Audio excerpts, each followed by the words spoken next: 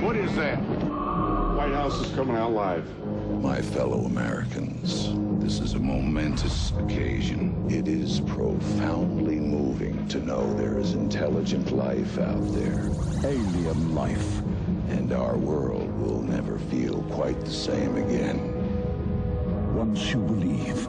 Martians, please come to Earth, please. Once you rise above fear. Annihilate! Kill! Let's not be too rash. Then you'll be invited. Hi there. Are you interested in the White House? To meet with a new people. It's so perfect that it's happening at the beginning of the new millennium. More powerful than the might of America. I'll tell you one thing, they ain't getting a TV. More advanced than the brains of Britain. Ladies and gentlemen, this could be a cultural misunderstanding.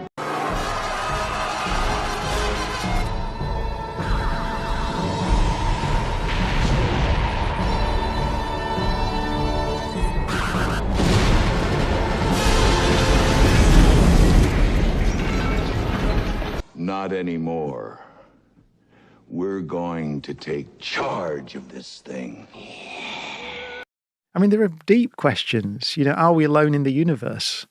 I mean, probably not. You'd guess there are two trillion galaxies in the observable universe, right? So you would expect not. What have you made of all the recent headlines about, someone in the States saying he's seen evidence of alien life forms on Earth, something that was collected from the bottom of the sea, those tiny ball bearings, and they say, this has been formed by a life form outside our galaxy.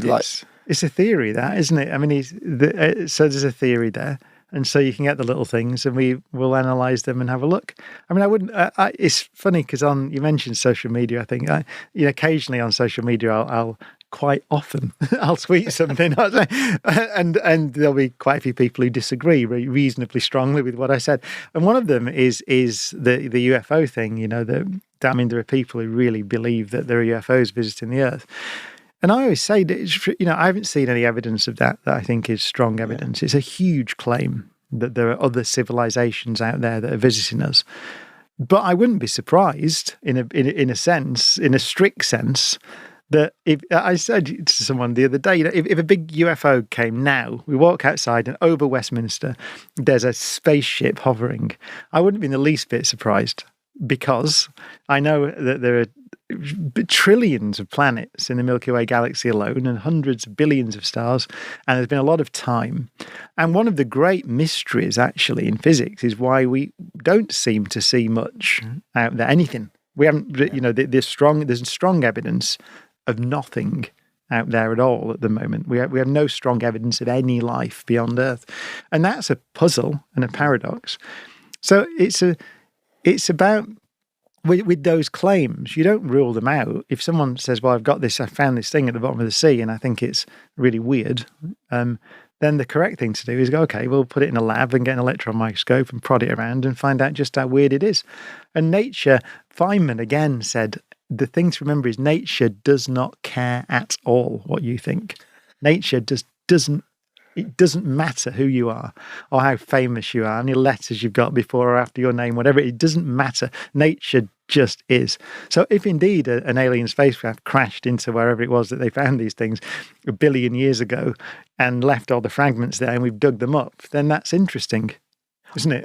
but that's it. Oh, very. That's, but if it didn't, then that's also interesting, because then we get a profound puzzle about why there don't seem to be many civilizations around. If we don't find a way of not compromising, but understanding that the world is very complicated. So then it's not only a single country, it's all the different countries with different cultures and different political histories and different views. If we don't find a way of sort of stopping arguing and trying to find a way to make that work, I've just given everyone the means to destroy themselves. So I personally have delivered the atom bomb, which has kind of raised the stakes on these arguments. This is the 50s. It's the middle of the now we're start of the Cold talking War. About AI being the kind of modern version of that atom bomb. Every time I open a newspaper or read something on the internet, it's like AI is going to end civilization, isn't it? We're having the same conversation again all these years later. Yeah.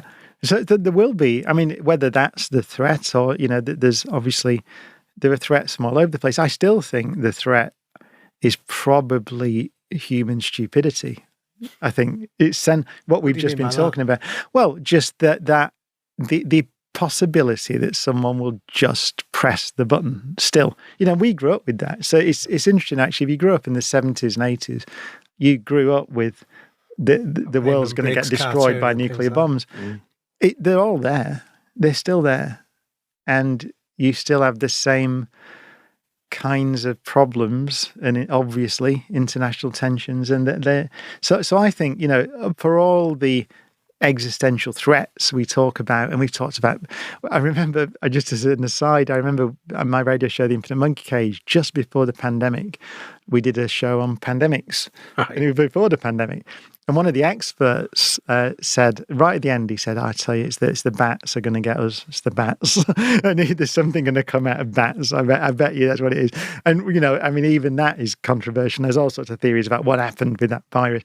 But ultimately, his point was that pandemics are really a big threat. Yeah. And of course, we basically ignored it. And thought, that's funny, isn't it? Yeah, pandemic. And then about 3 months later, there's a pandemic. And one of the great mysteries, actually, in physics is why we don't seem to see much out there, anything.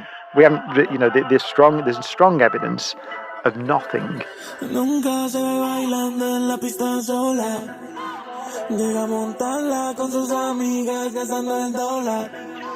3 months later, there's a pandemic.